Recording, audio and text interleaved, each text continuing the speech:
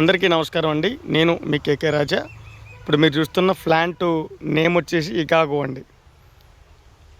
Brazil ఫ్లోరిడాకి చెందిన variety అండి ఇది. అలాగే దీన్ని మన తెలుగు వాడుక భాషలో కోకో ఫ్రమ్ అని అంటారండి దీన్ని. ఈ తేలికపాటి స్వీట్తో, అంటే హెవీ స్వీట్ ఏమి ఉండదండి, మామూలుగానే. ఇది తినతగ్గ ఫ్రూట్ అండి. వాస్తవంగా ఏంటంటే చాలామంది అంత స్వీట్గా లేదంటారు. దీని టేస్ట్ తెలిసిన వాళ్ళు అయితే మాత్రం దీన్ని ఇష్టంగానే తింటారన్నమాట. ఇది స్పాంజ్లా ఉంటుందండి. చాలా పల్ఫ్ అంతా కూడా చాలా మెత్తగా ఉంటుంది. తేలికపాటి స్వీట్తో ఉంటుంది. అలాగే ఇప్పుడు తినదగినటువంటి ఫ్రూట్ అండి ఇది. అలాగే మనకి నెక్స్ట్ దీనికి వచ్చేటువంటి ప్రత్యేకత ఏంటంటే, ఇలా వెండిపోయింది కదండి, ఎండిపోయిన తర్వాత లోపల దీనికి పప్పు ఉంటుందండి. సేమ్ మన కోకోకాయ ఎలా ఉంటుంది, సేమ్ ఇదే అంతే అండి. పప్పు తినొచ్చు అన్నమాట అండి. పప్పు మనం తినడానికే కొద్దిగా వేరుశనగ పప్పులా ఉంటుంది.